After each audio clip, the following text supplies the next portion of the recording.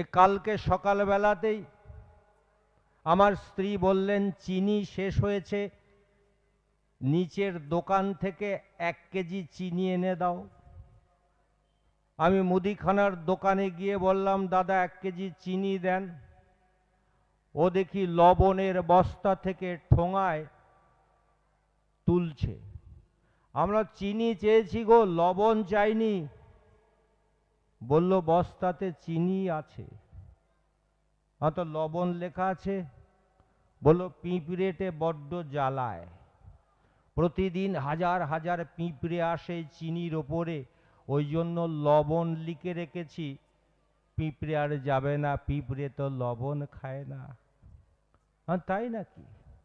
আসলে মা, আমরা শৃণ্বন্তু বিশ্বে অমৃতস্য পুত্রা, আমরা সকলেই অমৃতের পুত্র।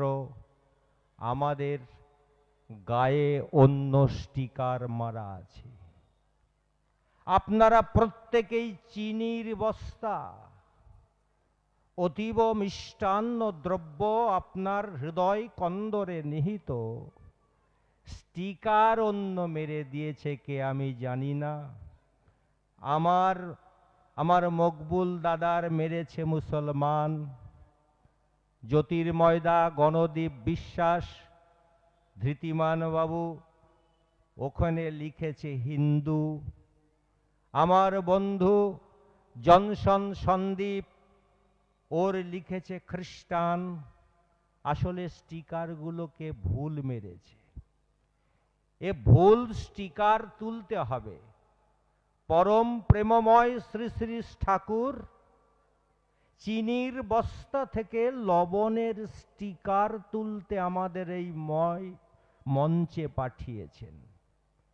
স্টিকার না তুললে আমাদের অনুকরণীয় পথ উল্টো দিকে সরে যাবে।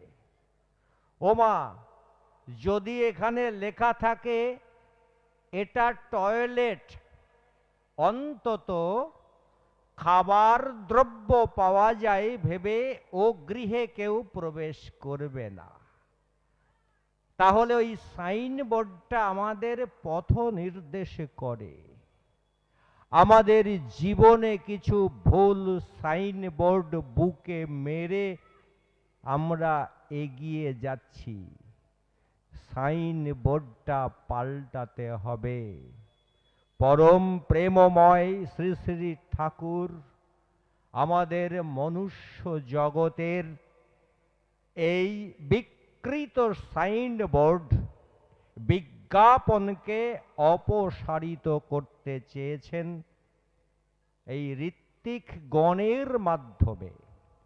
আমরা বক্তৃতা করি যারা, তারা কিছু গুরুত্বপূর্ণ কথা বলি, সেটা আমাদের নয়, সেটা ঠাকুরের।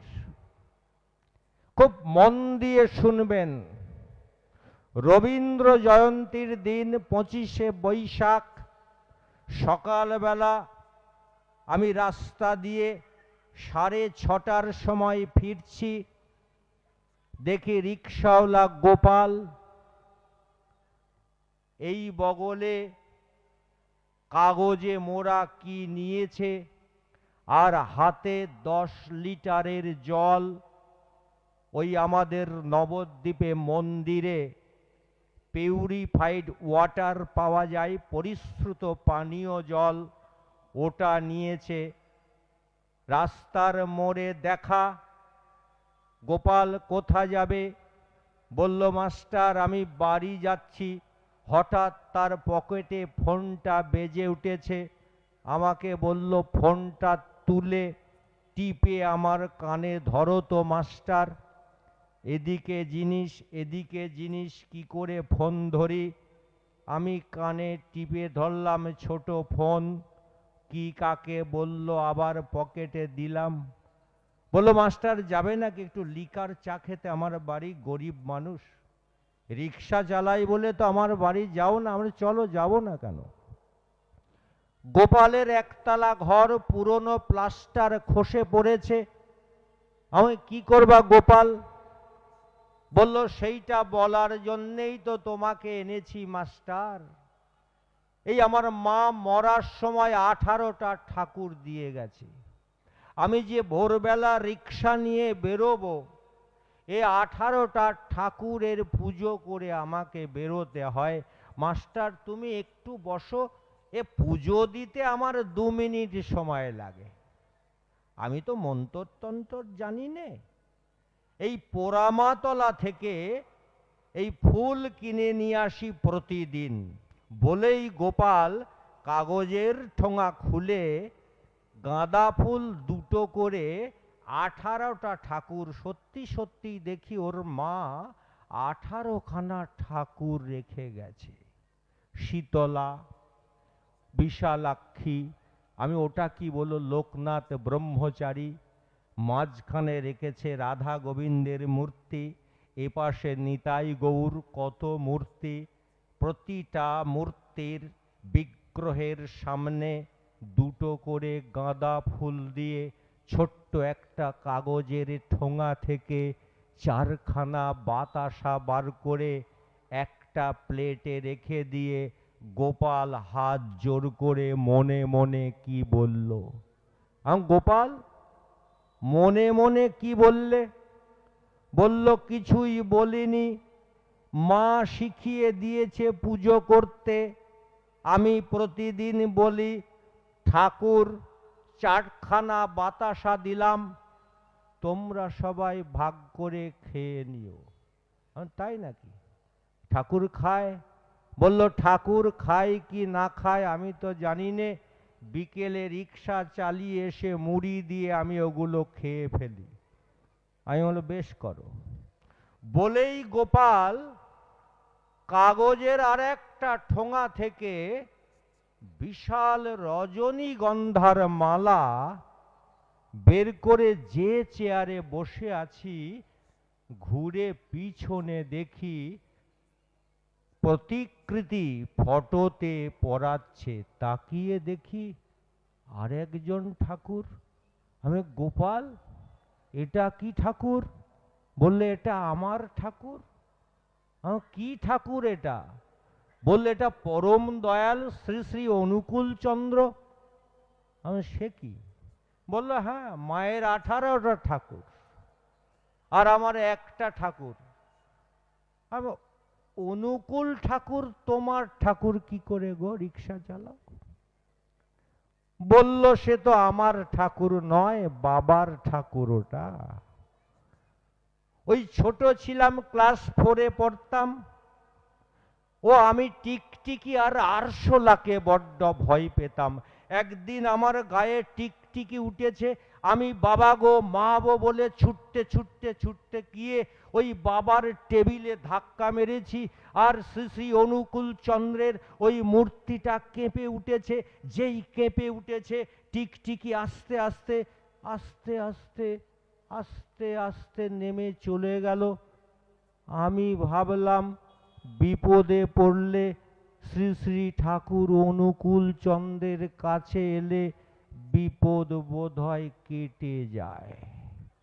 4 বছরের আমি গোপাল মাস্টার, ওই একটা ঘটনায় আমার মনে এই বিশ্বাস, এই প্রতীতি জন্মে গেল, বিপদে পড়লে এ ঠাকুর উদ্ধার করেন। তাই নাকি? চুপচাপ শুনছি, লিকার চা খাওয়ার কথা ভুলে গিয়েছি। গোপাল বলল জানো মাস্টার, এই গত বিশ্বকর্মা পুজোর দিন রেলওয়ে রিক্রিয়েশন ক্লাবের মাঠে ঘুড়ি উড়ানো প্রতিযোগিতা হয়েছিল। এই আমি গিয়েছিলাম, গিয়ে একটা ভোকাট্টা ঘুড়ি ঘুরতে ঘুরতে ঘুরতে ঘুরতে আমার সামনে পড়েছিল। আমি ঘুড়িটার সুতো ধরে দে দৌড় বাড়ির দিকে, অমনি দেখছি 4-5টা সন্ডা মার্কা ছেলে আমাকে ধরে দুমদাম মারছে। বলল তোর এত বড় সাহস, তুই আমাদের ঘুড়ি ধরেছিস? আমি তখন আর কি করি, ওদের হাত থেকে বাঁচার জন্য বললাম ওগো ঠাকুর, পরম প্রেমময় শ্রী শ্রী ঠাকুর অনুকূল চন্দ্র আমাকে বাঁচাও।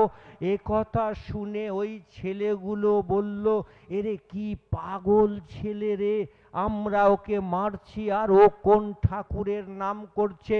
আমাকে মারা বাদ দিয়ে ওরা হেসে ঘাসের উপর গড়াগড়ি পাড়তে লাগলো, আর আমি দে দৌড় ওই ফাঁকে গলি দিয়ে। এবারও ঠাকুর আমাকে বাঁচিয়ে দিল মাস্টার। কিভাবে? ঠাকুর বিপদ থেকে প্রতি পদক্ষেপে আমাকে বাঁচাচ্ছে মাস্টার। জানো মাস্টার, আমি তখন ছোট ছিলাম, আমি তখন ক্লাস 6-এ পড়ি। আমার ওই ছোট্ট বোনটা 1-এ পড়ে। বলল, দাদা তোর নাকি খুব সাহস, রাত 12টার সময় আমাদের সিঁড়ি দিয়ে উঠে ওই ছাদের উপর ঘরটাতে 3 অক্ষরে তোর নাম গোপাল লিখে দিয়ে আসতে পারবি চক দিয়ে? বলল, দিয়ে আসবো। কি দিবি? বলল, তোকে 10টা টাকা দেব। বলল, ঠিক আছে, তুই আগে টাকা ফেল, রাত আসুক আমি যাব। গোপালের বোন লক্ষ্মীর ভাণ্ডে 10 টাকা জমিয়েছিল, ক্লাস 1-এ পড়ে। ও লক্ষ্মীর ভাণ্ড ভেঙে বলল, এই নে 10 টাকা, দেখি তোর কত সাহস। রাত 12টার সময় নিশুতি রজনী, চারিদিকে পেঁচার ডাক। গোপাল খুব ধীরে ধীরে ধীরে ধীরে সিঁড়ির কাছে গিয়ে পরম প্রেমময় শ্রী শ্রী ঠাকুরের নাম নিতে নিতে 22টা সিঁড়ি অতিক্রম করে ছাদে গিয়ে চক দিয়ে দেওয়ালে গোপাল লিখে আবার ঠাকুরের নাম নিতে নিতে নিচে নামছে। মাঝখানে এসে ক্যাক করে একটা বিড়ালে কামড় দিয়েছে গোপালের পায়ে। বলতে বলতে গোপাল কেঁদে ফেলল, চোখ দিয়ে জল পড়ছে। বলল, জানো মাস্টার, তুমি তো হাই স্কুলের মাস্টারি করো, বলো তো আমি ঠাকুরের নাম নিতে নিতে 22খানা সিঁড়ি উঠেছি। ঠাকুরের নাম নিতে নিতে অর্ধেক সিঁড়ি অতিক্রম করার পর কেন বিড়ালে কামড় দিল? এদিন কেন আমাকে পরম দয়াল শ্রী শ্রী ঠাকুর রক্ষা করলে না? আমি বললাম, কেন গোপাল? বলছে, অন্যতম কারণ আমি কেন বড় দাদা হয়ে অন্যায় করে আমার বোনের 10টা টাকা নিয়ে নিচ্ছিলাম। আমার বোন টিফিনের পয়সা বাঁচিয়ে রথের মেলায় একটা পুঁতির মালা কিনবে বলে লক্ষ্মীর ভাণ্ডে 10টা টাকা জমিয়েছিল। আমি বড় দাদা হয়ে তার টাকাটা অন্যায় করে নিয়ে নিচ্ছিলাম। জানো মাস্টার, যেখানে অন্যায় থাকে, যেখানে মিথ্যা থাকে, যেখানে ব্যভিচার থাকে, সেখানে আমার পরম দয়াল থাকে না। বলতে বলতে গোপালের চোখ দিয়ে টপ টপ করে জল পড়তে লাগলো। বলো, জানো মাস্টার, নবদ্বীপ ধাম স্টেশনে পৌরসভা রিক্সার বোর্ড টাঙিয়ে দিয়েছে, নবদ্বীপ ধাম স্টেশন থেকে বড়ালঘাট খেয়াঘাট পর্যন্ত 10 টাকা ভাড়া। আমার পাশে রিক্সাওয়ালা 20 টাকা হাঁকে, আমি 10 টাকা হাঁকি। কেন জানো মাস্টার 10 টাকা হাঁকি? ওই পৌরসভার সত্য বিজ্ঞাপনটি মেনে আমি সত্য পথে চলতে চাই। কেন চলতে চাই? অন্যায় করলে যদি ঠাকুর আবার আমাকে ছেড়ে চলে যান। জানো মাস্টার, ও ফটোই ঝুল পড়েছিল, কালি পড়েছিল। আমি যখন ক্লাস 9-এ পড়ি, জানো, মানতে পারিনি। আমি দেখলাম ঠাকুর আমার থেকে বহু দূরে, বহু যোজন দূরে চলে গেল। আমি ঠাকুরকে ফিরিয়ে আনার জন্য আবার আমি ভালো কাজে মন দিয়েছি। ও আমার মা, ও আমার দাদারা, যেখানে সত্য নেই, যেখানে শুধু মিথ্যা, যেখানে ব্যভিচার, যেখানে অহংকার, সেখানে আমার পরম দয়াল শ্রী শ্রী ঠাকুর কখনো থাকতে পারেন না, থাকেন না। এক অদ্ভুত বিশ্বে আমরা বাস করছি মা। দেখেছেন তো, দেওঘরে এখনো টাঙানো আছে, আমি তো দেখি মানুষ আপন টাকা পর, যত পারিস মানুষ ধর। কেন একথা বললেন?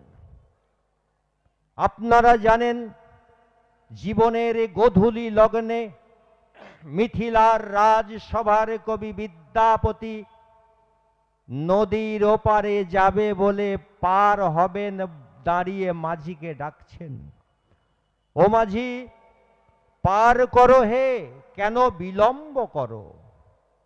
মাঝি বলছেন, ওহে এ তো পারা পারের ঘাট, পারানি আছে তো, পারের করি আছে তো। মিথিলার কবি বিদ্যাপতি বলছেন, ওহে আমি রাজসভার কবি, আমার এই ঝুলিতে মণি মুক্তা হিরে জহরত কি নেবে? দেব 1,00,000 টাকার চেক নেবে নাকি? ব্যাংকে জমা দিলে পেয়ে যাবে। ও ঘাটের মাঝি স্বয়ং গোবিন্দ বলল, হে এ বস্তু জগতের টাকা পয়সা ব্যাংকের পাস বইয়ের ঘাট এটা নয়, এটা নামের ঘাট। তোমার ঝুলিতে নাম আছে তো হে। বলল, সেটা কি? বলল, সেটা জানো না? তাহলে এ নদী কেন পার হতে এসেছ হে?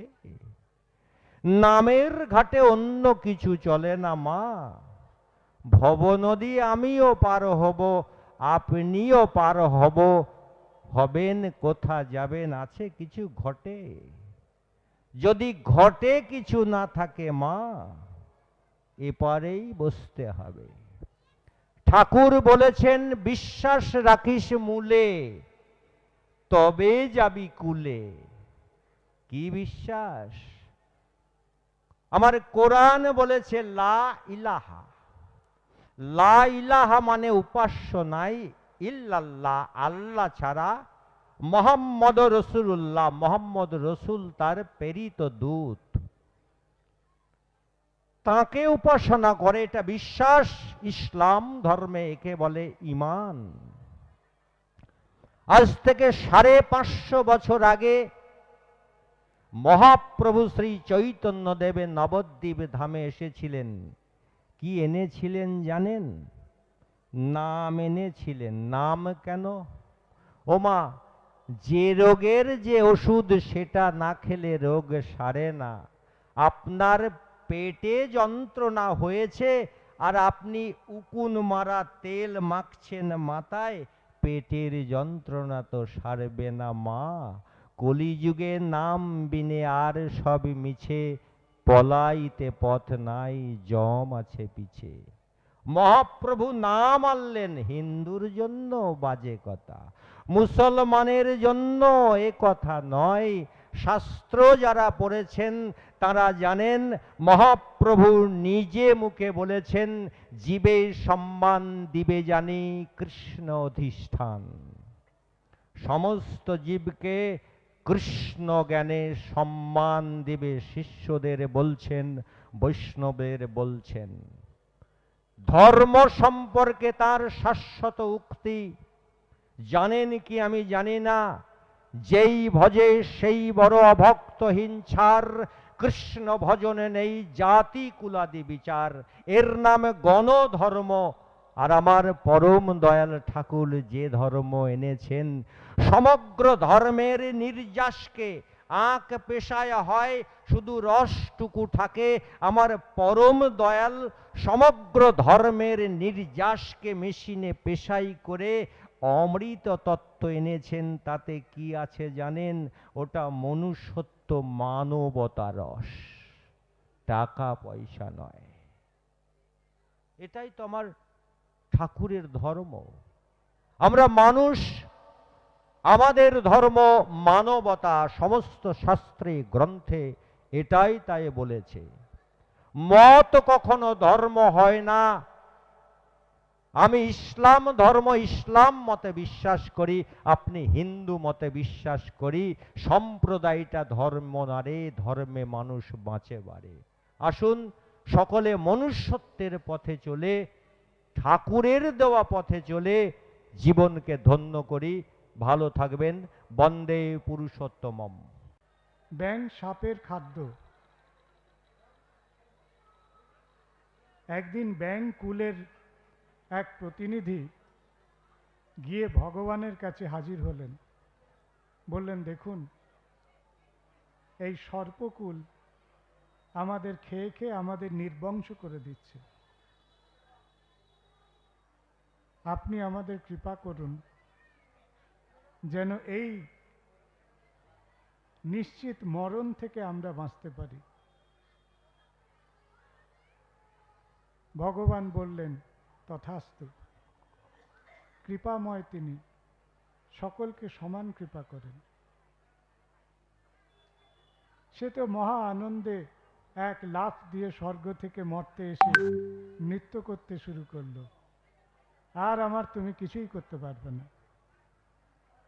যাওয়ার আগে সে যখন নাচতে নাচতে ফিরছে, তখন ভগবান তাকে বললেন, আরে শোন শোন, যদি কোনোদিন সাপ ধরে, টু শব্দটি করবি না।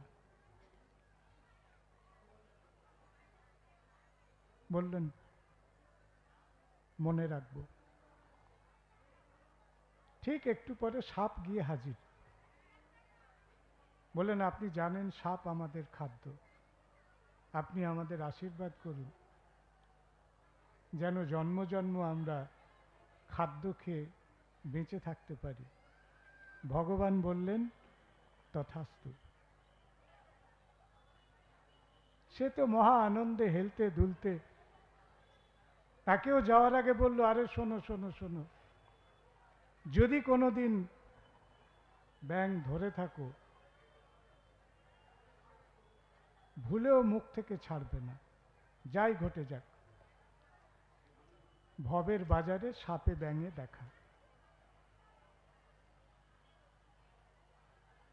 সাপ ব্যাঙের দিকে তাকিয়ে আছে, ব্যাঙ সাপের দিকে তাকিয়ে আছে। একজন আর একজনের প্রতি মানে প্রতিযোদ্ধা, কে কাকে দেখে নেবে। দুজনেই ভাবছে আমার উপরে ভগবানের আশীর্বাদ, কিছুই করতে পারবে না। এই চিন্তা করতে করতে করতে করতে সাপ টপাক করে ব্যাঙকে ধরেছে। যখনই ধরেছে, তখনই ব্যাঙ ভাবছে যে ভগবান আমাকে বলেছিলেন, যদি কোনোদিন ধরে, কাল সর্প ধরে, টু শব্দটি করবি না। সে একেবারে মৃত্যুর মুখের ভিতরে, ব্যাঙ জানেন চিবিয়ে খায় না, মুখের মধ্যে নিয়ে টুইস্ট করে গিলে খায়, ওই রকম তার মোচড় শুরু হয়েছে।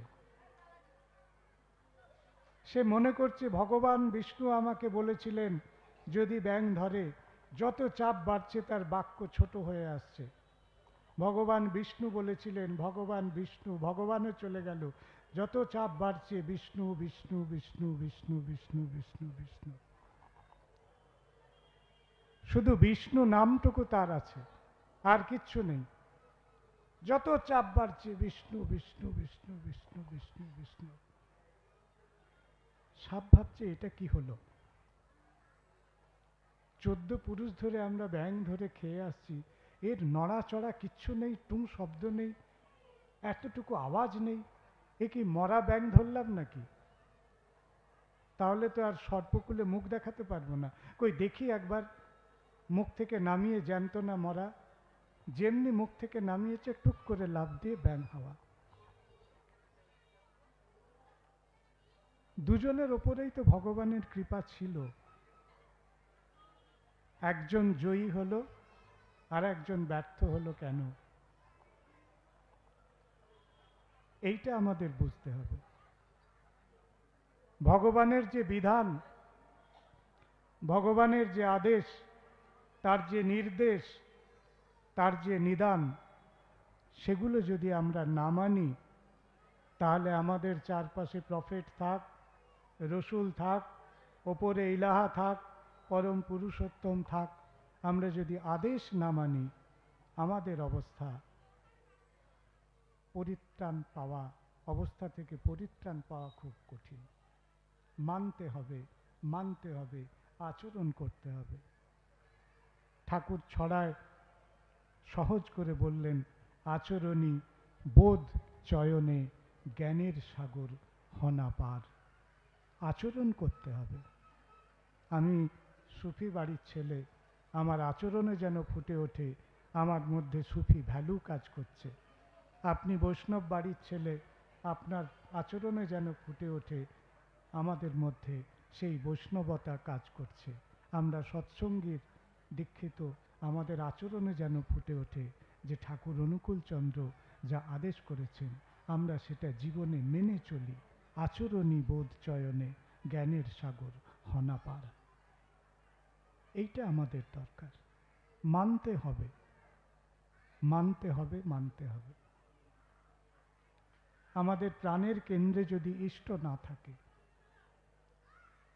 সেই বিশ্বাস যদি না থাকে, সেই অনুরক্তি যদি না থাকে, সেই ভক্তি যদি না থাকে, তাহলে আমরা কোথাও দাঁড়িয়ে নেই। কেন এসেছিলেন ঠাকুর?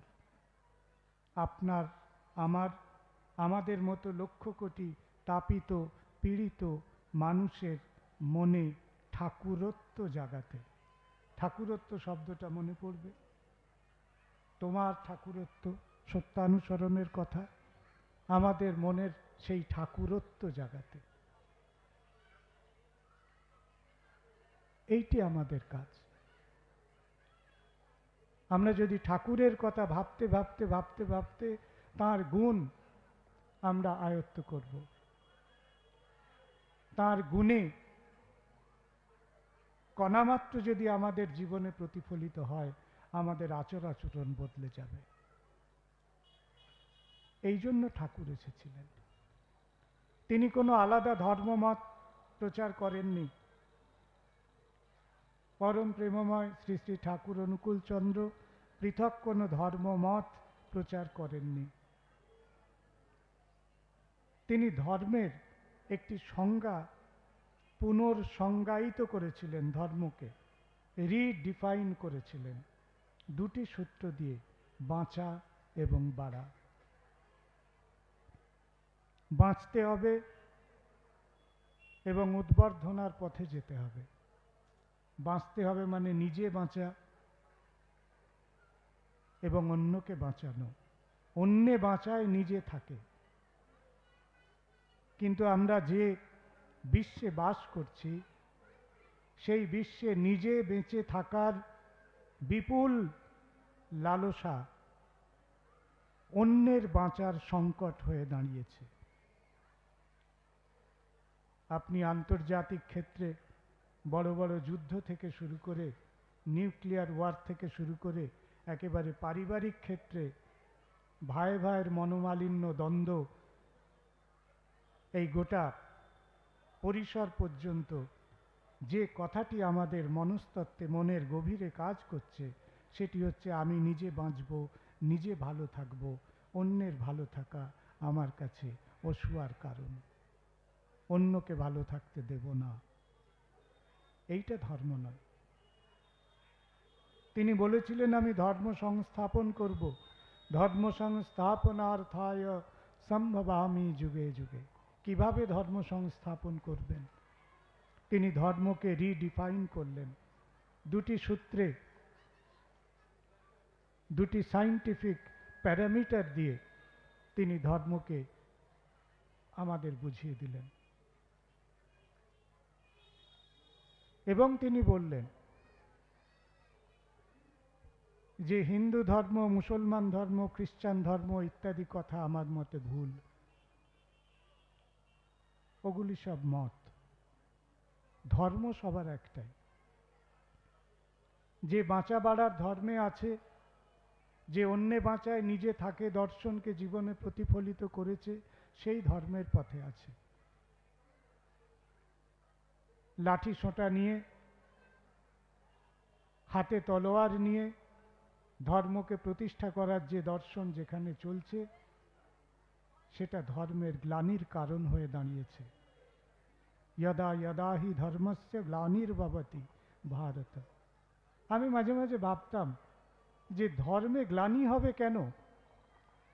ধর্মই তো সেই দর্শন, সেই প্রত্যয় জাগাবে যা সব গ্লানির ঊর্ধ্বে আমাদেরকে তুলে নিয়ে যাবে।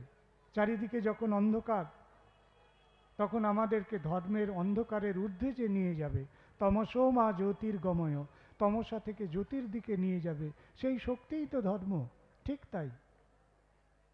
তাহলে অধর্ম কি? ধর্ম যখন বিপাকী বাহনে ব্যর্থ অর্থে ধায়।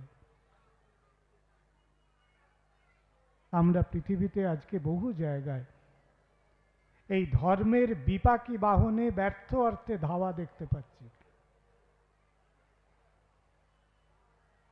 অধর্মকে ধর্মের নামে চালানো হচ্ছে ধর্মের গ্লানি।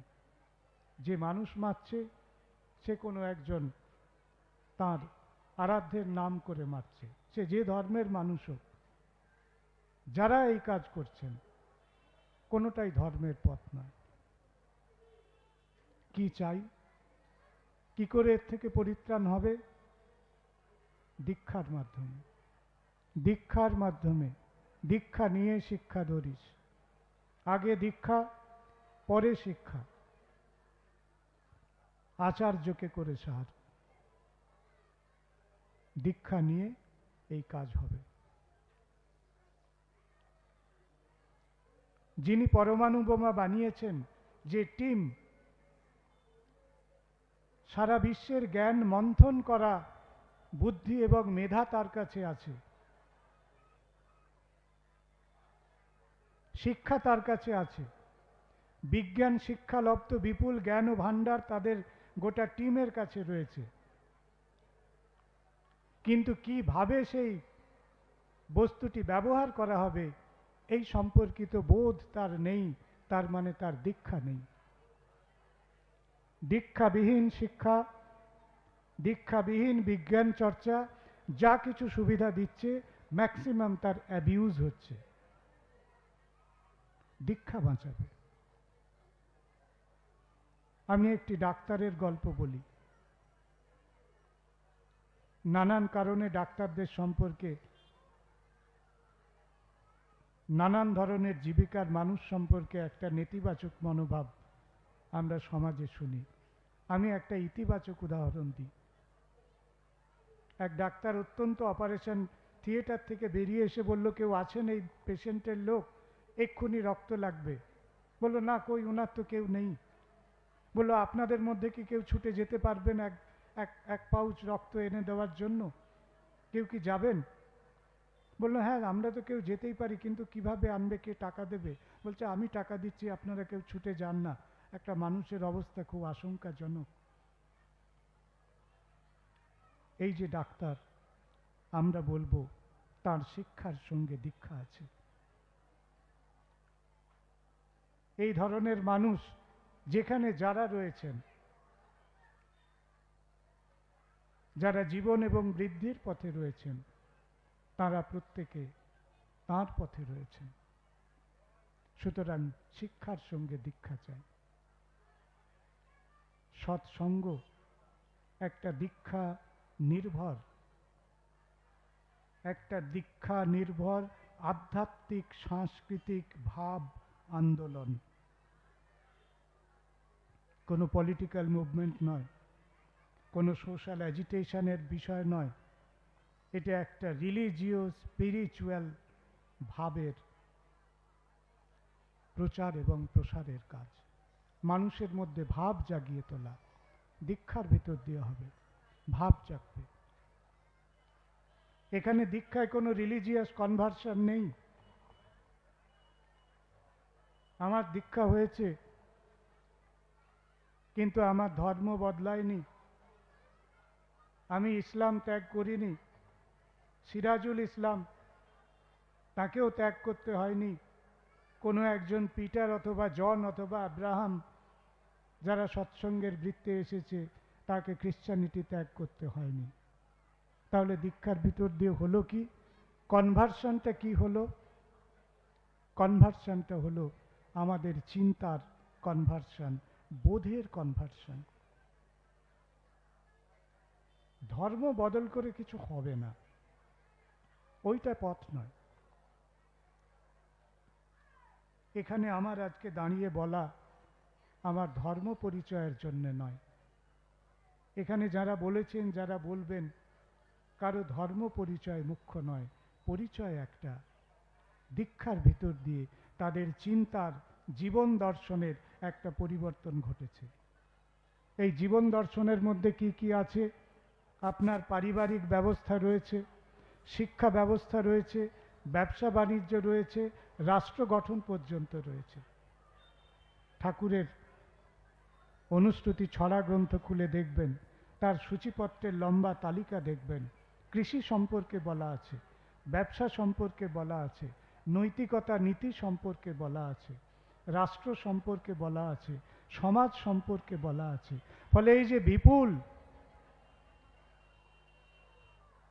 সৎসঙ্গ একজন মানুষ তৈরি করতে চায়, মানে সে একজন মানুষের চিন্তার ভাবান্তর ঘটিয়ে তাকে ইষ্টের জন্য প্রস্তুত করে, যার দ্বারা রাষ্ট্র বেনিফিটেড হবে, যার দ্বারা গোটা দেশ বেনিফিটেড হবে। এই দেশ ভাবনার নাম আর্য ভারতবর্ষ।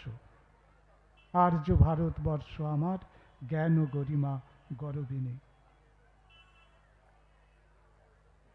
সৎসঙ্গের যে আন্দোলন, সেটা কোনো না কোনোভাবে আর্য ভারতবর্ষ গঠনের আন্দোলন।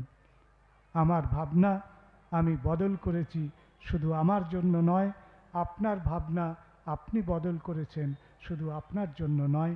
পরিবেশ, পরিস্থিতি, পারিপার্শ্বিক, পড়শিরা তোর নিপাত যাবে, তুই বেঁচে সুখ খাবি বুঝি, যার ছুটে যা তাদের বাঁচা, তারাই যে তোর বাঁচার পুঁজি। ঠাকুরের পথে, রসুলের পথে, প্রফেটের পথে, নবীর পথে, পুরুষোত্তমের পথে যে তৈরি হয়েছেন, তিনি সকলের জন্য তৈরি হয়েছেন। শেষ পর্যন্ত তার সুফল রাষ্ট্র পাবে। বাংলার জন্য বাংলা দায়ী। বিহার ব্যস্ত বিহার নিয়ে, ওড়িশা ব্যস্ত ওড়িশায়, শুধু আসবে শুভ কি পথ দিয়ে। এই যে বিভাজনের ভাবনা, গোটাটাই তো ভারতবর্ষ। ভারতবর্ষ আনডিভাইডেড। আমরা ছোটবেলা থেকে একটা সত্যের অর্ধেকটা শিখেছি। এই বাক্যটার হাফ আমি বলবো আর হাফ আপনারা বলবেন। একটু ইন্টারাক্ট করুন। ভূগোলের পড়েছি, পৃথিবীটা কার মতো গোল? পৃথিবীটা কমলা লেবুর মতো গোল। আমি মাঝে মাঝে ভাবতাম, আচ্ছা সংসারে এত ফল আছে, পৃথিবী কাঁঠাল হতে পারত, পৃথিবী ডাব হতে পারত, পৃথিবী ডুমুর হতে পারত, এত ফল ছেড়ে পৃথিবীতে হঠাৎ কমলা লেবু কেন? একটু পরে বড় হতে যখন ঠাকুরের লিটারেচার পড়লাম, তখন ভাবলাম না, এ তো সাংঘাতিক সত্যি কথা বলেছেন। পৃথিবীটা আক্ষরিক অর্থেই কমলা লেবু। কেন জানেন? পৃথিবীর বাইরেটা একটা আবরণে ঢাকা।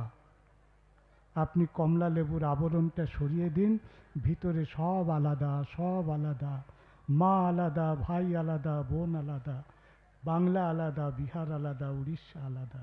এই চারিদিকে এই যে ভিতরকার বিভাজন, এই ভিতরকার বিভাজনটা একটা খুব লোভনীয় মোড়কে ঢাকা আছে।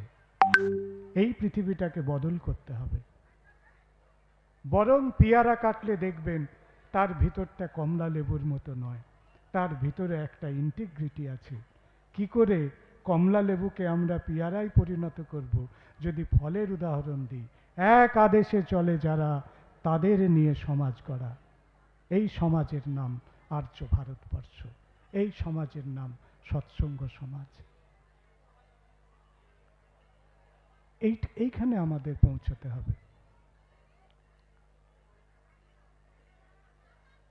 দেওঘরে যখন প্রথম গিয়েছিলাম, আর 2 মিনিট, আচার্যদেব প্রথম আমার আচার্য দর্শন। তিনি আমাকে দেখে প্রথম বলেছিলেন, মকবুল ভাই, নামাজ রোজাটা করা লাগে। আমি বাড়িতে বাবার সঙ্গে, মায়ের সঙ্গে, মামার সঙ্গে, নানার সঙ্গে হ্যাঁ, মাসির সঙ্গে কত তর্ক করেছি। কলকাতার মিশনারি স্কুলে পড়তাম, শহুরে এবং পশ্চিমী লজিক আর্গুমেন্ট নিয়ে যা যা হতে পারে সমস্ত কিছু দিয়ে লড়াই করেছি এবং বলেছি এসব একটা কুসংস্কার। কিন্তু এমএ পাশ করার পর আচার্যদেবের কাছে গিয়ে আমার এই যে এতদিনের চিন্তা ভাবনা একটা বিরাট ধাক্কা খেলো। মকবুল ভাই, নামাজ রোজাটা করা লাগে, না হলে খাঁটি মুসলমান বলে মানায় না। একই শুনলাম, একই শুনলাম। আমি ঠিক শুনছি তো? সেই সারা রাত্রি আমার ঘুম হয়নি, আমি ঘুমাতে পারিনি। আমার এতদিনের লালিত চিন্তা, যেটা প্রায় জগদ্দল পাথরের মতো মাথায় বসেছিল, সেটা একটা বিরাট ধাক্কায় আস্তে আস্তে কোলাপস করতে শুরু করলো। তুমি বৈশিষ্ট্যকে উল্লঙ্ঘ করো না। তিনি বৈশিষ্ট্যপালী ঠাকুর। পূর্বপুরুষ চেতন ধারা ধর্মে যদি ছাড়তে হয়, জোর গলাতে বলছি আমি, নিছক সেটা ধর্ম নয়। তুমি পূর্বপুরুষ চেতনার ধারা ত্যাগ করো না, কিন্তু তুমি বাঁচা বাড়ার পথে থাকো। তোমার conversion, your conversion is cultural conversion and you have to follow that line. You don't have to give up your religion. রমজানের সময়, ঈদ বকরিদের সময় যতবার সৎসঙ্গ পড়েছে কোথাও না কোথাও, দুটো সময় যখন একই দিনে পড়েছে, আমার গুরু ভাইরা আমার ইফতারের ব্যবস্থা করেছেন। আমার নামাজ পড়ানোর কাছাকাছি কোথায় মসজিদে নামাজ হবে, সেখানে গিয়ে নামাজ আদায় করার সব ব্যবস্থা তারা করেছেন। এর নাম সৎসঙ্গ। মকবুল ভাই, আপনি কি ঠাকুরকে কিছু বুঝেছেন? না, আমি কিচ্ছু বুঝিনি, আমি কিছুই বুঝিনি। আমি চোখের সামনে যাকে দেখি, তিনি আমার আচার্যদেব, বর্তমান আচার্যদেব। আমি তাকেই বুঝে উঠতে পারলাম না। আমি বর্ণ পরিচয় অ আ ক খই পড়তে পারলাম না। ঠাকুর তো আমার কাছে এম এর সিলেবাস। তাহলে আপনি সৎসঙ্গের সম্পর্কে এত দীর্ঘ ভাষণ দিচ্ছেন কেন?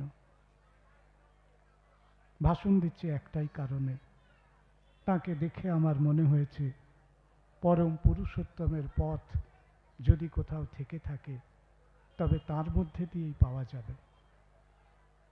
আপনি দিল্লি যাননি, আপনি দার্জিলিং যাননি, আপনি কখনো চেন্নাই যাননি, কিন্তু শিলিগুড়িতে গেলে আপনার মনে হয়, মনে বিশ্বাস হয়, এখান থেকে পথ চলে গেছে দার্জিলিংয়ে। আপনি হাওড়া স্টেশনে গেলে মনে হয়, এখান থেকে পথ চলে গেছে আমার গন্তব্য চেন্নাইতে। আমি যখন আচার্যদেবের সামনে গিয়ে দাঁড়াই, আমার মনে হয় ঠাকুর আমার কাছে অনেক দূর।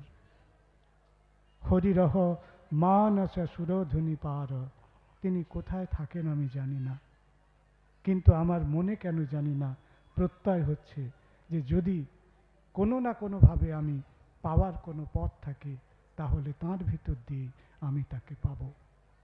পূর্বপুরুষ চেতন ধারা, সেটাকে সঙ্গে নিয়ে, নিজের বৈশিষ্ট্যকে নিয়ে আমরা তাঁকে দেখছি, যার মধ্যে রেত শরীরে সুপ্ত থেকে জ্যান্ত তিনি নিরন্তর, জ্যান্ত তিনি নিরন্তর। যীশু খ্রিস্ট বলছেন, গতকাল বড়দিন গেছে, বলছেন loving and living god, loving and living god. যদি সত্যি সত্যি ভালোবাসা থাকে, আচার্যের প্রতি ভালোবাসা থাকে, তাহলে আমরা দেখব তিনি লিভিং। আমাদের লাভ তাকে আমার কাছে লাইভ করে তোলে।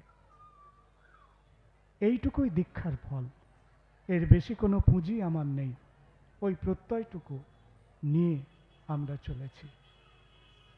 সৎসঙ্গ কোনো ধর্মান্তরণ করার প্রতিষ্ঠান নয়, সৎসঙ্গ মানুষকে মানুষ করার প্রতিষ্ঠান। আর আপনারা ভাববেন না সৎসঙ্গের উৎসব, এটা সৎসঙ্গের উৎসব। যার ছেলে মেয়ে প্রতিষ্ঠিত হয়ে ব্যাঙ্গালোরে রয়েছে, যিনি বলছেন আমরা এখন বুড়ো বুড়ি এখানে বসে আছি বাড়ি পাহারা দেওয়ার জন্য। এটা সেই দুঃখী মানুষের প্রতিষ্ঠান। তাদের জন্য এই আনন্দের বাজার। যিনি মনে করছেন আমার সন্তান আমাকে অকথা কুকথা বলে বুড়ি মাকে রাত্রিবেলা ডিসেম্বরের শীতে রাত 12টার সময় বাইরে বার করে দিয়েছে, যে মা কান্না করছেন, তিনি সৎসঙ্গী হন না হন, এটা তাদের আনন্দের জায়গা। এই উৎসব সবার জন্য, নির্বিশেষ মানুষের জন্য। আমরা যারা সৎসঙ্গের বলয়ের মধ্যে আছি, তাদের জন্য এই উৎসব তো জরুরি অবশ্যই, কিন্তু যাদের জন্য আমরা এই উৎসব করছি, যারা দুঃখী মানুষ, যারা নীরবে কাঁদছেন, যাদের কান্নার জায়গা নেই, আপনারা অন্তত একদিন এখানে আসুন, কীর্তন শুনুন, আনন্দবাজার করুন, দরকার হলে ঠাকুরের কথা শুনুন। আর যদি প্রাণে ভালো লাগে তাহলে যাকে হৃদয়ে সঙ্গে করে বাড়ি ফিরবেন, সেই ভাবের নাম, সেই সত্যের নাম পরম প্রেমময় শ্রী শ্রী ঠাকুর অনুকূল চন্দ্র। আমার ইসলাম ধর্মের পবিত্র ধর্মগ্রন্থ কোরআন শরীফের একটি বাণীতে খোদা তাআলা বলছেন, আমার ভক্তরা যে যেমনিভাবে আমাকে স্মরণ করে আমি ঠিক তেমনিভাবে তাকে স্মরণ করে থাকি।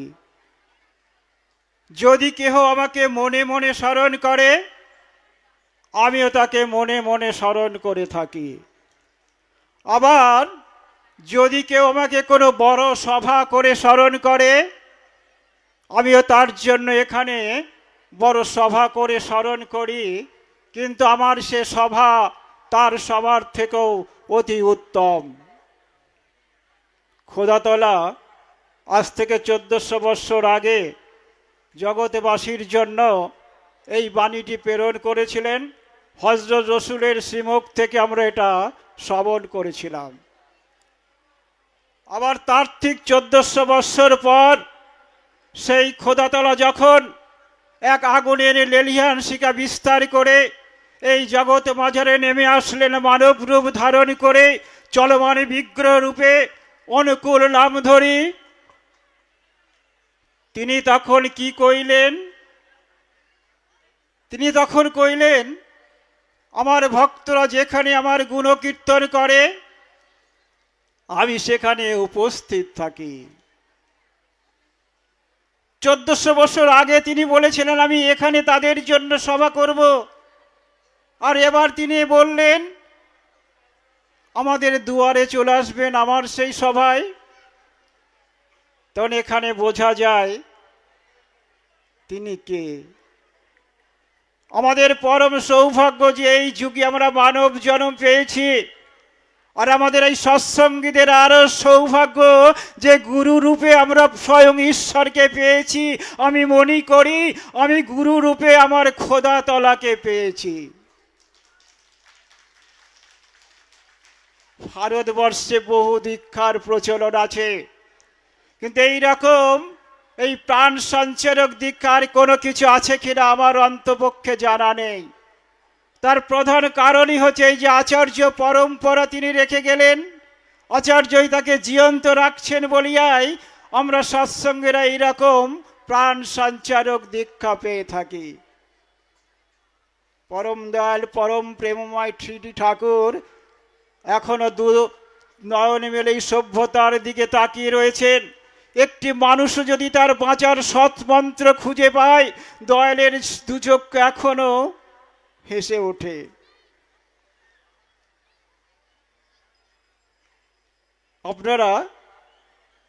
আপনারা যখন দীক্ষা গ্রহণ করেছেন অনেক শপথ বাক্য পাঠ করেছেন। মূল কারণ, মূল বিষয় সেটি হলো পরম দয়ালকে প্রতিষ্ঠা করাই আমাদের জীবনের মূল লক্ষ্য হোক।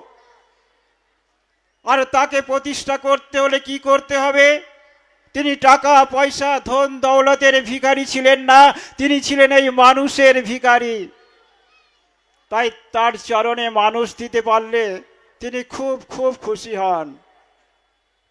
তাই আপনারা যেমন মানুষের দুয়ারে দুয়ারে মানুষ দেওয়ার জন্য তার চরণে ঘুরে বেড়ান, সেই রকম একটি ছেলে এসেছে আমার কাছে তার দয়ালের কথা নিয়ে। সে আসে মাঝে মাঝে, তার প্রভুর কথা কয়, আমি শুনছি। 1 মাস 2 মাস নয়, দীর্ঘ 8 মাস যাবৎ সেই ছেলেটি আমার কাছে আসছে তার দয়ালের কথা নিয়ে, আর আমি মনোযোগ সহকারে শুনছি। এই 8 মাস তার কথা শুনতে শুনতেই আমার ছোটবেলাকার কিছু কথা মনে পড়ে যাচ্ছিল। ওই আমি যখন 6-7 বছর বয়স, আমরা 3 বন্ধু ছিলাম।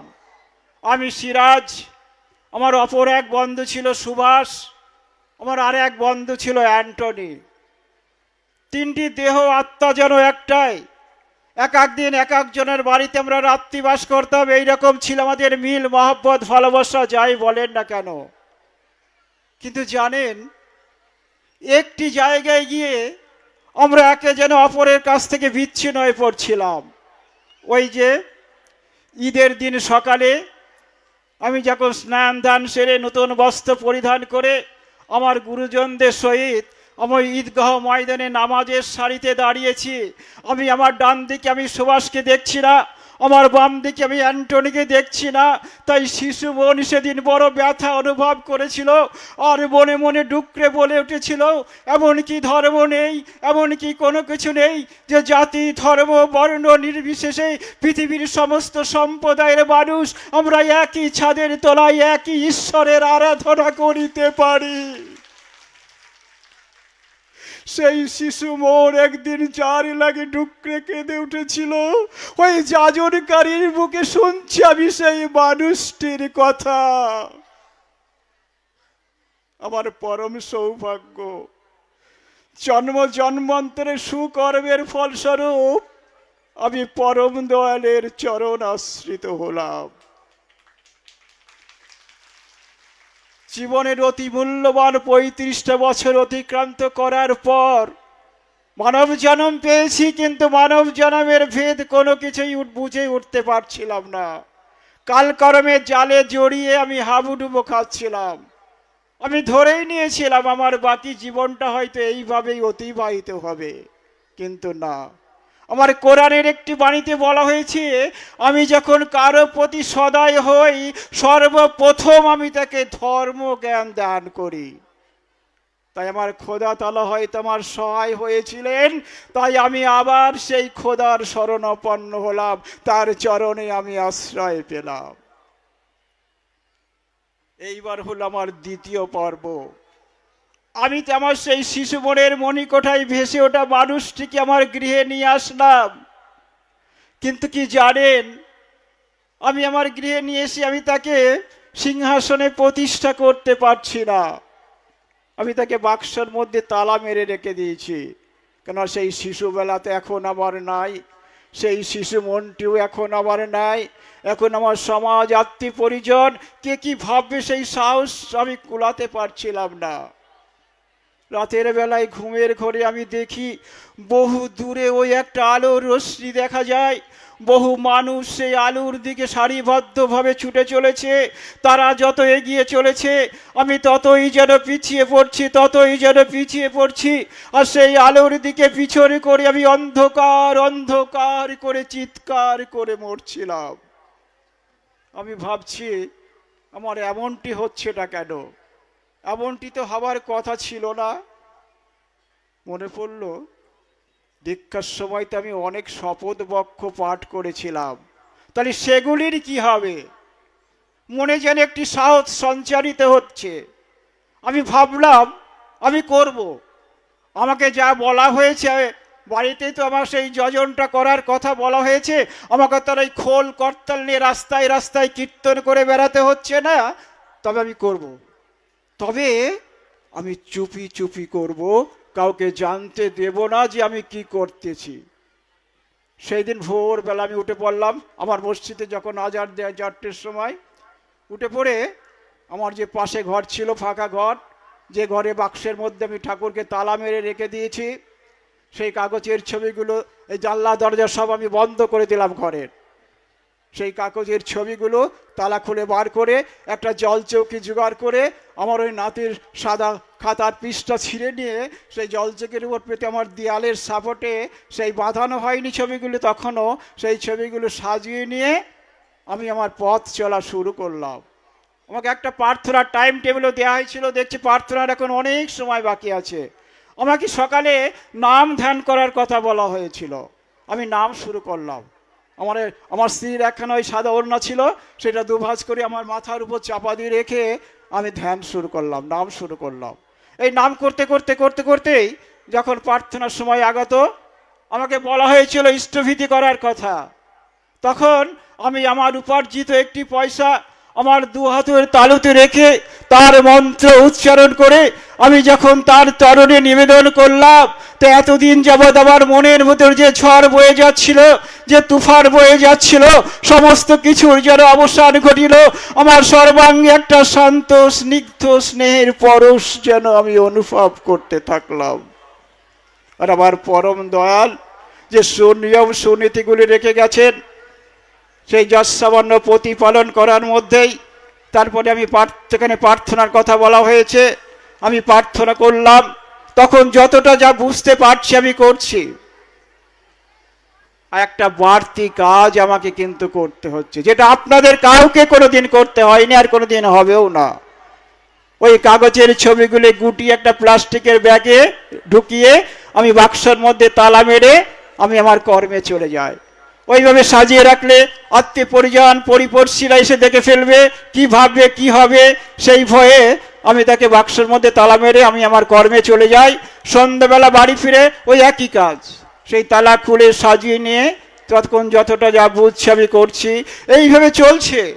এইভাবে চলতে চলতেই ওই বাক্সের মধ্যে দম বন্ধ করা অবস্থার মধ্যে হতে, ওই অভুক্ত অবস্থার মধ্যে হতে পরম দয়ালে দেখছি কথা কইছে। ওই কাগজের ছবি যে কথা কইতে পারে, ওই কাগজের ছবি যে ব্যথা বেদনা অনুভব করছেন, ওই কাগজের ছবি যে ক্ষুধা তৃষ্ণা আছে, ওই কাগজের ছবি যে সব কিছু দেখতে পাচ্ছেন। এখন আমি কি করব আমার পরম দয়ালকে নিয়ে?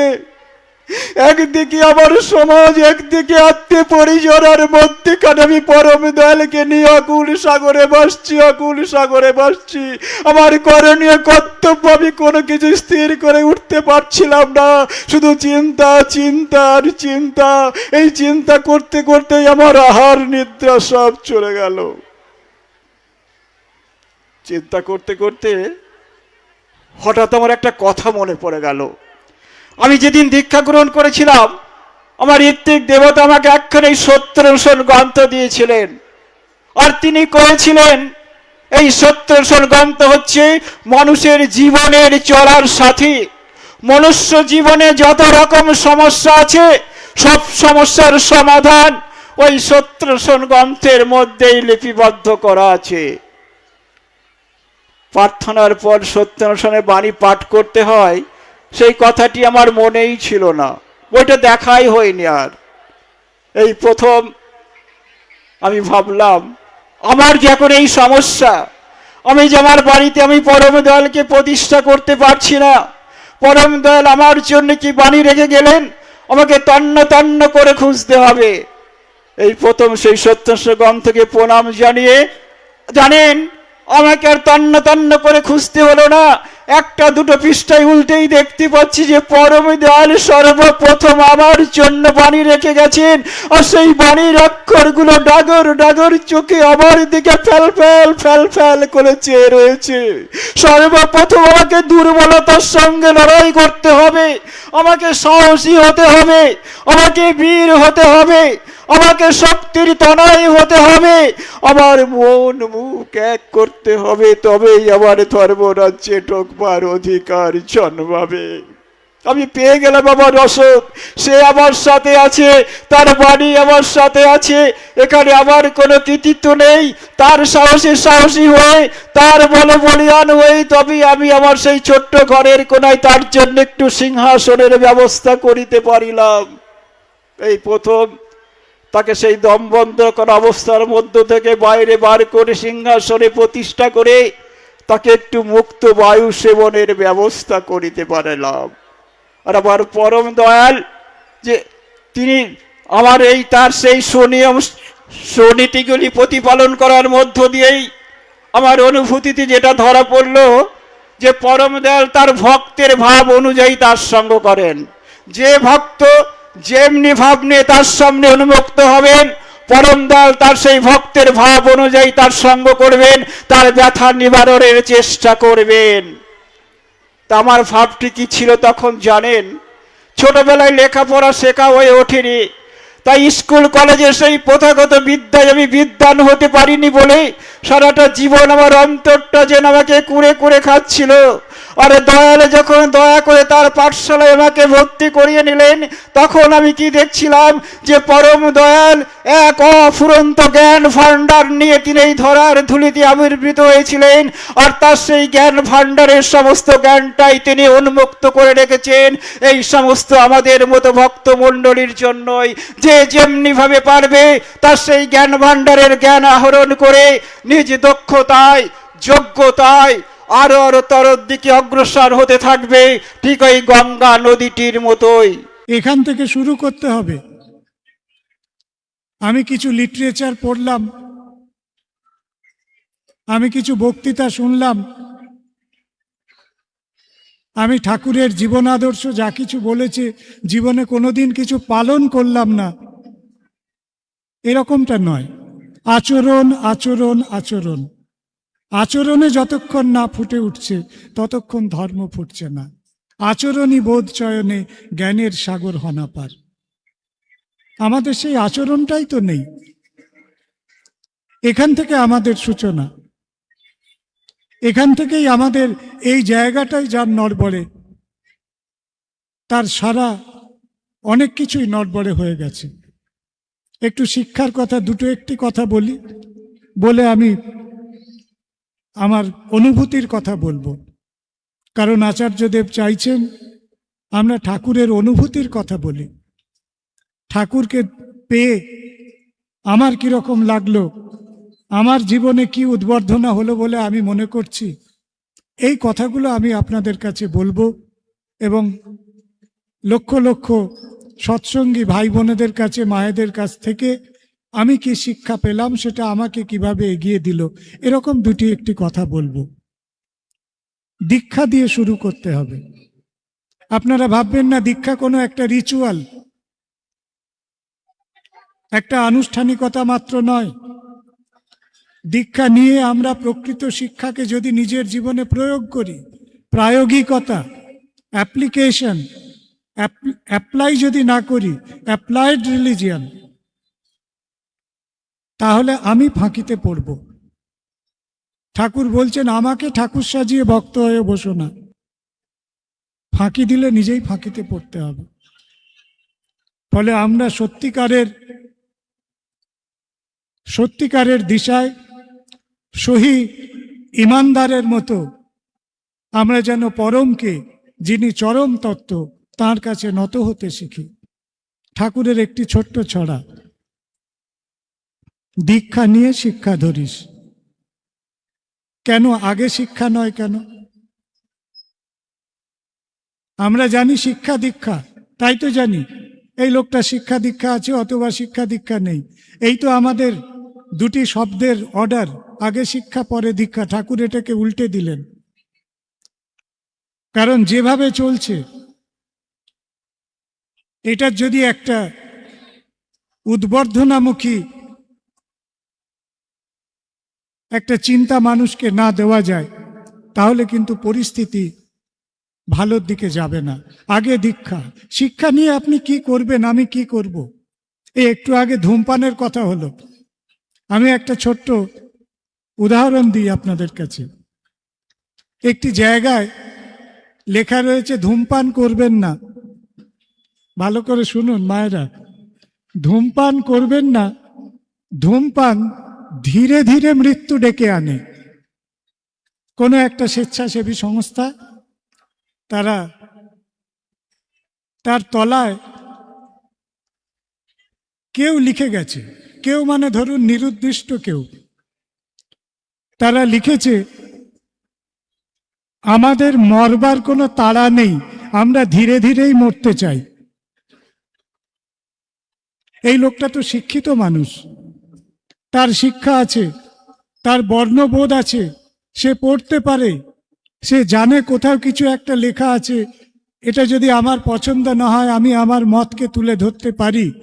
কিন্তু এই দুটি পরস্পর দুটি বাক্যের ভিতর দিয়ে আমরা তার মানসিকতাকে যেভাবে রিড করছি, তাতে করে বোঝা যায় তার শিক্ষা আছে, কোনো দীক্ষা নেই। এই হচ্ছে দীক্ষাবিহীন শিক্ষার ফল।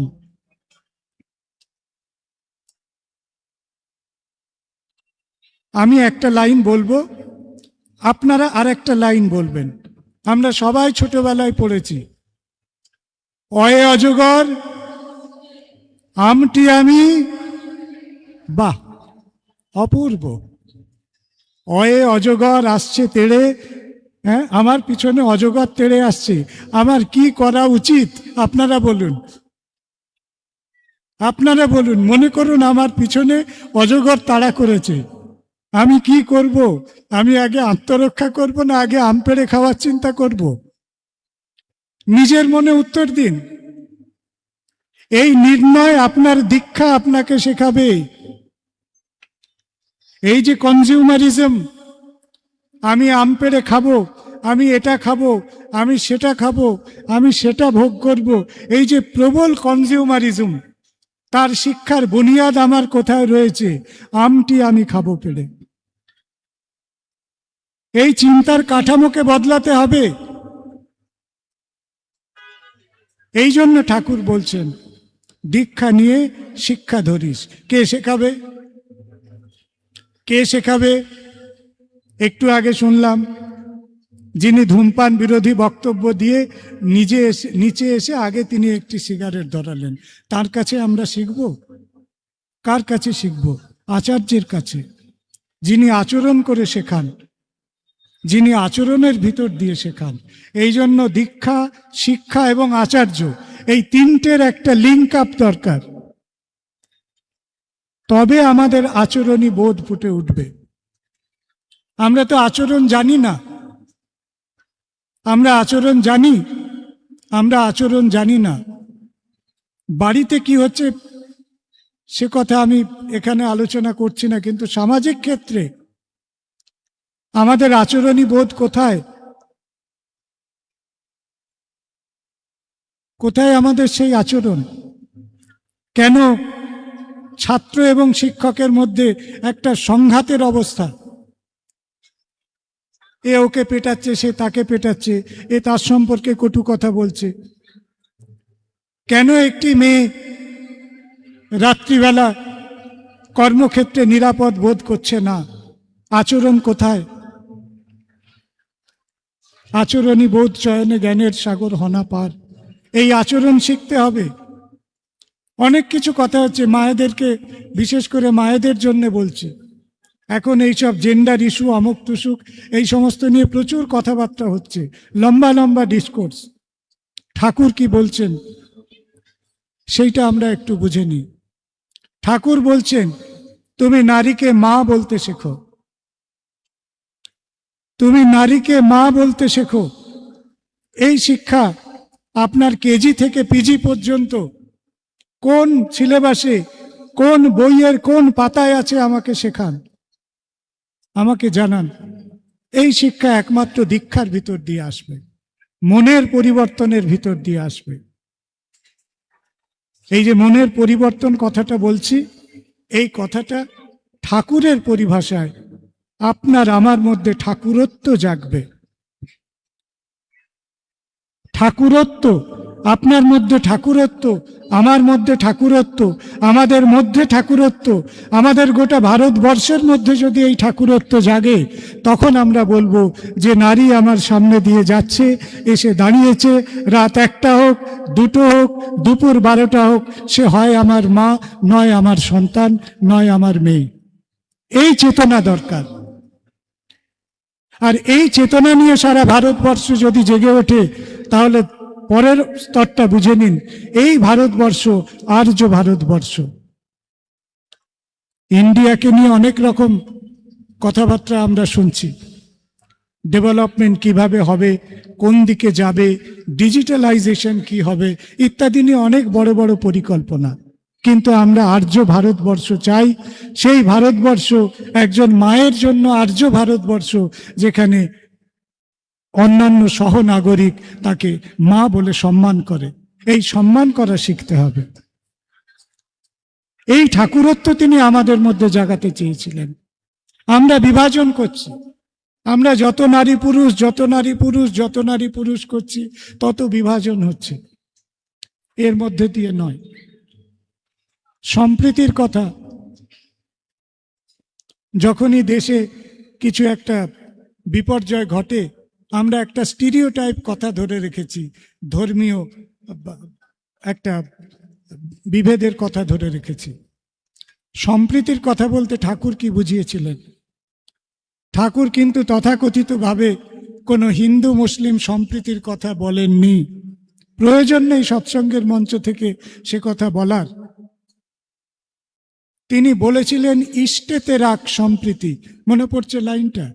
ইষ্টেতে রাখ সম্প্রীতি। ইষ্টের সঙ্গে সম্প্রীতি রাখতে হবে। আমি ইসলাম ঘরের মানুষ, আমার সঙ্গে যদি আমার ইলাহার সম্প্রীতি থাকে, আপনি সনাতন পন্থার মানুষ, আপনার সঙ্গে আপনার যদি ব্রহ্মের সম্প্রীতি থাকে, অন্য সম্প্রীতি আপনা আপনি হবে। যারা কারখানার জগতে, প্রোডাকশনের জগতে কাজ করেন, তারা দুটো শব্দ ব্যবহার করেন, একটা হচ্ছে প্রোডাক্ট, একটা হচ্ছে বাই প্রোডাক্ট। আমরা মনে করি সম্প্রীতি একটা প্রোডাক্ট, না। ইষ্টের সঙ্গে যদি সম্প্রীতি থাকে তাহলে সম্প্রীতিটা, সামাজিক সম্প্রীতিটা এমনি এমনিই হবে। সেটা আমার প্রোডাক্ট যদি আমার সঙ্গে আমার ইষ্টের মিলন হয়, আমার পাশের মানুষের সঙ্গে আমার মিলন এমনি এমনিই হবে। এটা বাই প্রোডাক্ট, সেইটা আমাদের ভাবতে হবে। আমি দুটি মায়ের কথা বলবো, যে মা আমাকে প্রথম সৎসঙ্গের এই যে আপন করে নেওয়া ভাব, এটা আমাকে শিখিয়েছিল 1992 সালের কথা। আমি গবেষণার সূত্রে গিয়েছিলাম গোপীবল্লভপুর।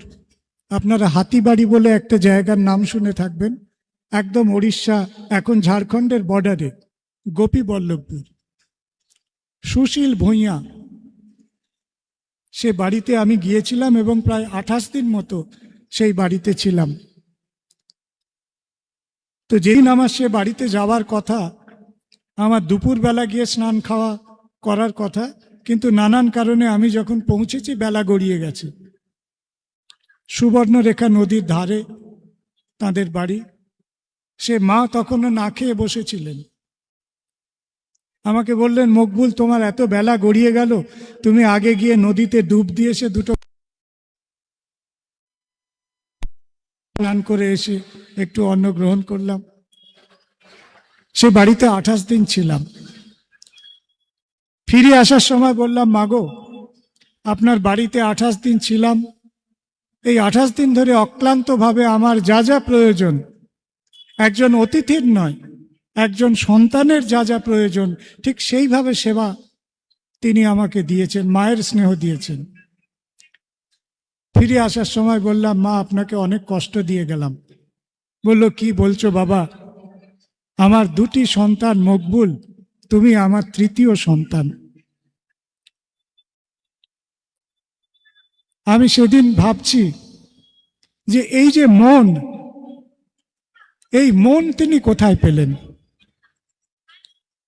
তুমি আমার তৃতীয় সন্তান, তুমি আমার সন্তান, এই মন কি করে তৈরি হলো?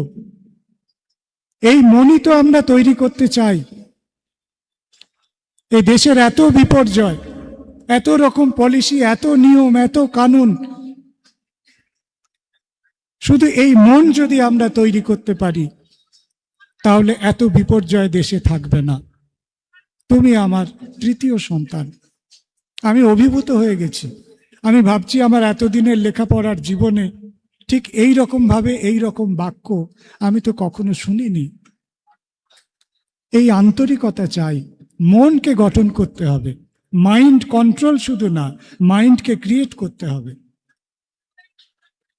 পাবনার কথা,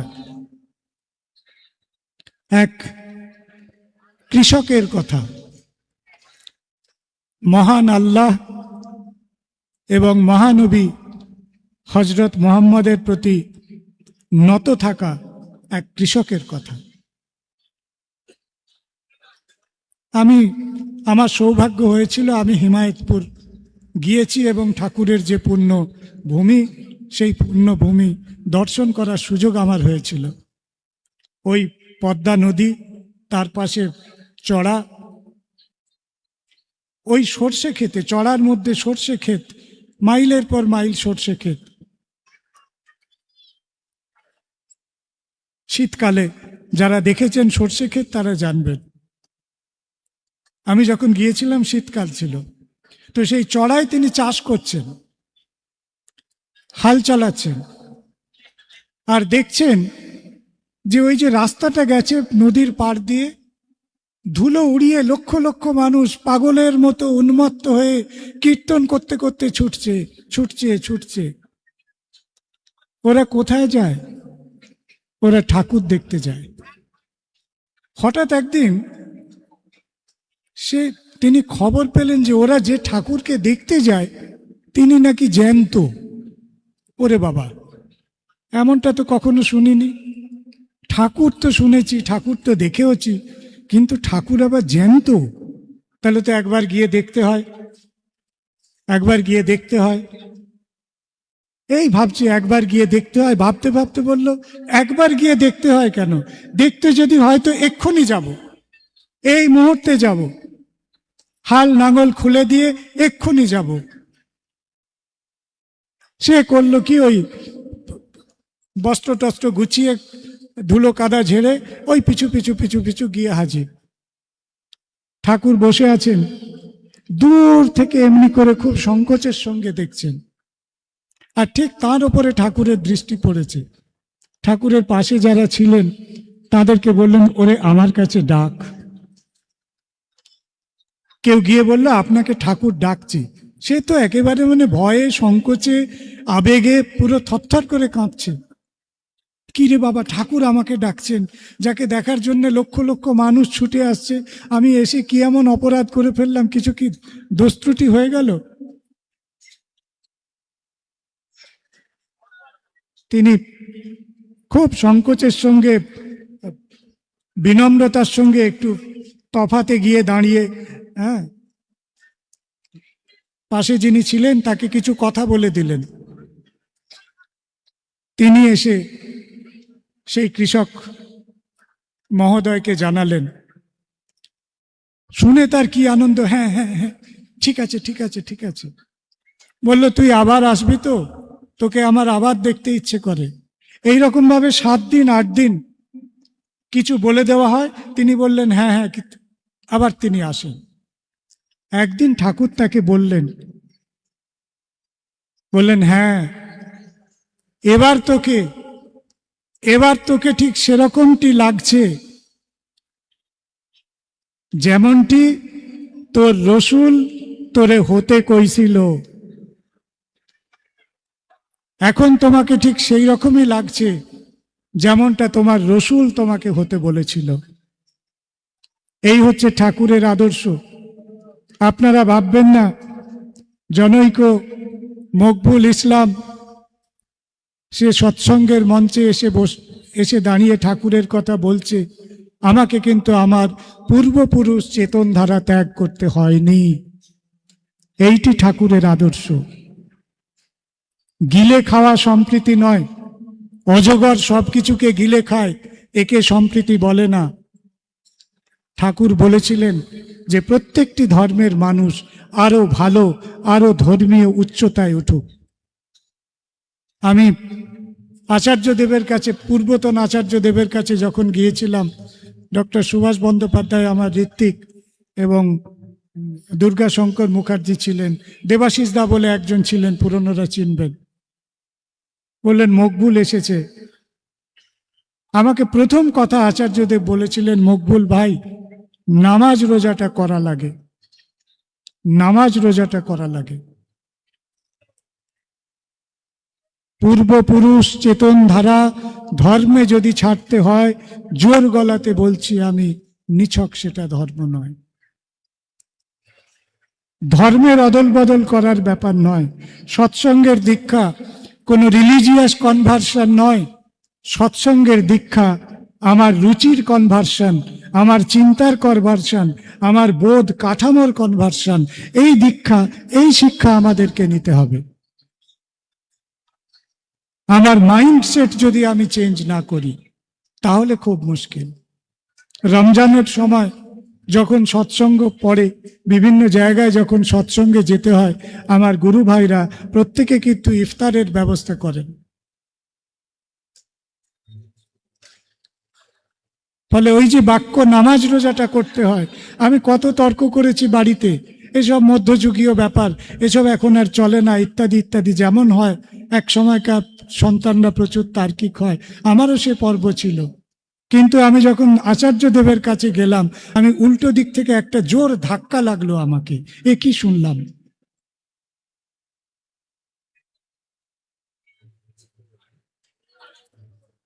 আমাদের মানুষ হতে হবে, মানুষ হতে হবে, মানুষ হতে হবে।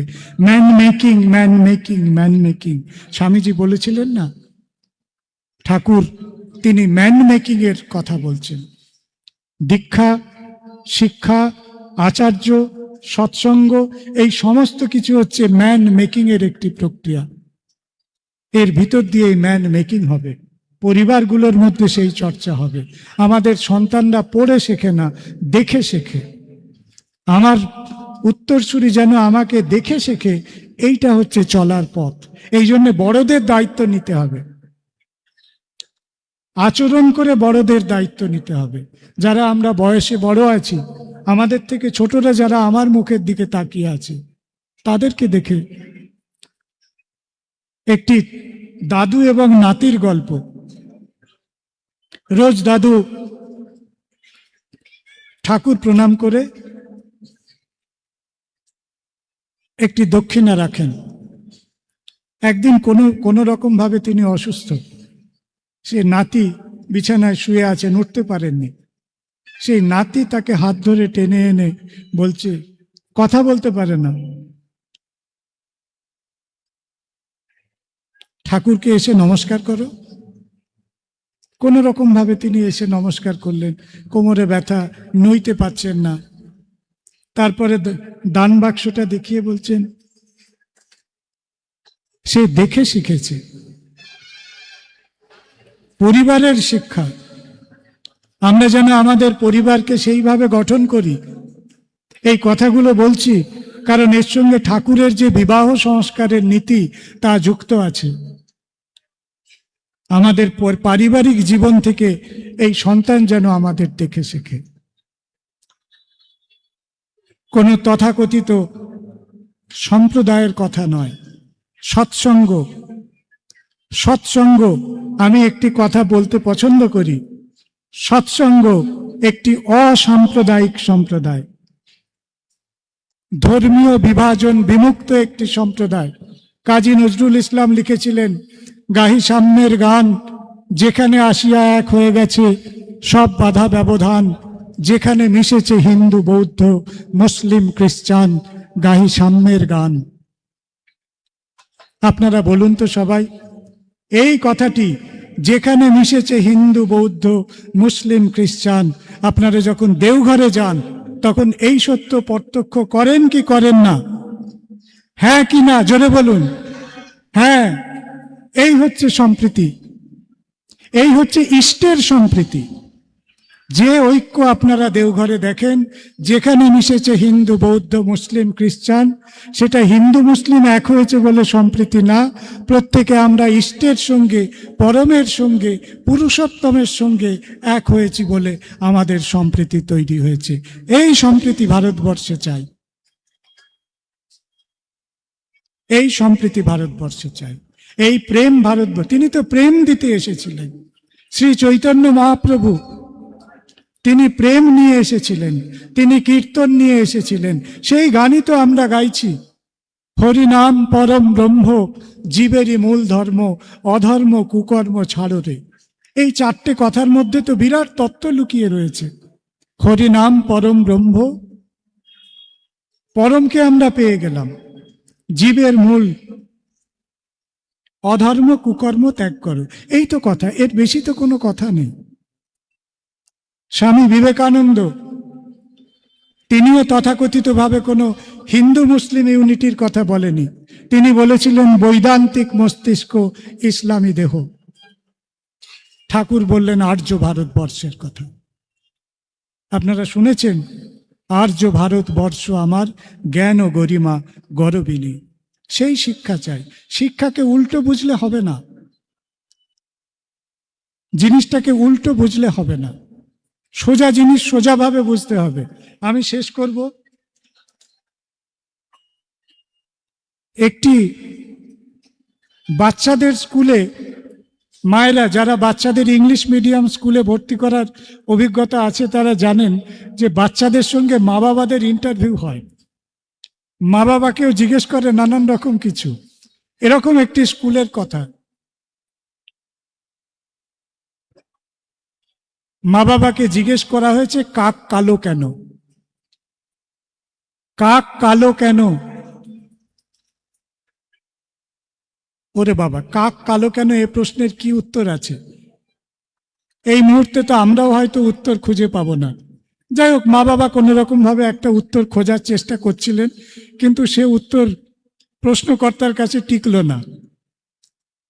বাচ্চাটা নেচে গিয়ে বেড়াচ্ছে, বলছে, আরে খিলখিল করে হেসে যাচ্ছে, বলছে এই তুমি এমন করে হাসছো কেন, তুমি কি জানো কাক কালো কেন? বললো হ্যাঁ জানি, কালো, কাক কেন কালো? বললো বলো তো কাক কেন কালো? বললো কাকের মা কালো, কাকের বাবা কালো, তাই কাক কালো। একে বলে সহজ জ্ঞান। কাকের গল্প আপনাদের শোনাচ্ছি না, অভ্যাস ব্যবহার সহজ জ্ঞান না হলে শিক্ষা হয় না, একে বলে সহজ জ্ঞান। এই সহজ জ্ঞান আমাদের দরকার, ঠাকুর সম্পর্কে সহজ জ্ঞান দরকার। হরিনাম পরম ব্রহ্ম, তিনি হরিনাম আপনাকে দিয়েছেন, জীবের মূল কর্ম হচ্ছে সেই নাম, অজপা নামে কররে নেশা।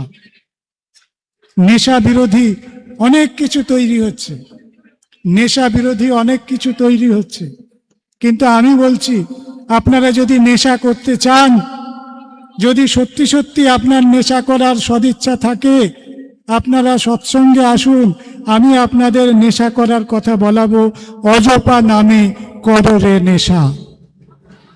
যদি নেশাই করতে চান, অজপা নামে নেশা করুন। হরিনাম পরম ব্রহ্ম, জীবেরই মূল ধর্ম, অজপা নামে নেশা করুন। যে নেশা জীবনকে নষ্ট করে, পরিবারকে নষ্ট করে, বৃত্তিকে নষ্ট করে, প্রবৃত্তিকে নষ্ট করে, সে নেশা করবেন না, অজপা নামে নেশা করুন। আসুন আমরা সবাই হিন্দু মুসলমানের ঊর্ধ্বে উঠি, আমরা সবাই যে যার ধর্ম, যে সংকীর্ণতার চিন্তা, তার থেকে একটু ঊর্ধ্বে উঠি। ঠাকুর তিনি মহানবীকে কি ভাষায় সম্মান জানিয়েছিলেন জানেন? ইসলাম প্রসঙ্গ বলে একটি ঠাকুরের আলোচনা সাহিত্যের গ্রন্থ আছে, মহা অমূল্য গ্রন্থ। তুলনামূলক ধর্ম, কম্পারেটিভ রিলিজিয়ানের ওপরে এত ভালো ডায়লগ খুব কম জায়গায় পাবেন। সেখানে তিনি ইসলামের পঞ্চতত্ত্ব, নামাজ রোজা হজ জাকাত কলেমা, সেখানে মিরাজ, সেখানে মহানবী তত্ত্ব, সেখানে আল্লাহ তত্ত্ব খুব সুন্দরভাবে বলা আছে। আর মহানবী সম্পর্কে তিনি বলেছিলেন, পুরুষোত্তম হজরত আমায় আশীর্বাদ করো, আমি যেন তোমার নতিতে নতিমান হয়ে লা শরিক অভিগমনে পরম কারুণিক আল্লাহ তাআলাকে সেজদা করতে পারি। এই লাইন যেদিন আমি প্রথম পড়লাম, আমার ভেতরটা পুরো কেঁপে গিয়েছিল। আমি লজ্জিত হয়েছিলাম এই ভেবে যে আমি ইসলামের ঘরে জন্মেছি, সুফি পরিবারে জন্মেছি, আমার মা, আমার আব্বাজান, আমার আম্মাজান দিনের মধ্যে 5 ওয়াক্ত নামাজ পড়তেন, কিন্তু আমি তো কোনোদিন এই ভাষায়, এই গভীরতায়, এই আরতি নিয়ে, এই আন্তরিকতায় রসুলকে শ্রদ্ধা করতে শিখিনি। আমার চোখ সেদিন খুলে গিয়েছিল। তিনি আপনাদের প্রশ্ন থাকবে কেন মকবুল ভাই সৎসঙ্গে এসে এই সমস্ত কথা বলছে, এর উত্তর আমার কাছে নেই। আমার একটি সহজ উত্তর আছে। তিনি ভালোবেসে ভালোবাসতে শিখিয়েছেন। তিনি আমার রসুলকে ভালোবেসেছেন। তিনি আমার পরম ইলাহাকে শ্রদ্ধা করতে শিখিয়েছেন। তিনি আমাকে ইসলামের শ্রদ্ধার দ্বার খুলে দিয়েছেন। আমি ইসলাম হিসেবে 1 নম্বর পাই কি 100 নম্বর পাই সেটা আমি জানি না। যদি 1 নম্বরও পেয়ে থাকি, এই 1 নম্বর পাওয়ার জন্য যিনি আমাকে যোগ্য করেছিলেন তিনি পরম প্রেমময় ঠাকুর শ্রী শ্রী অনুকূল চন্দ্র। তাঁর ইসলাম প্রসঙ্গ গ্রন্থ এবং তাঁর আচার্যদেবের বাণী, মকবুল ভাই নামাজ রোজা করতে হয়,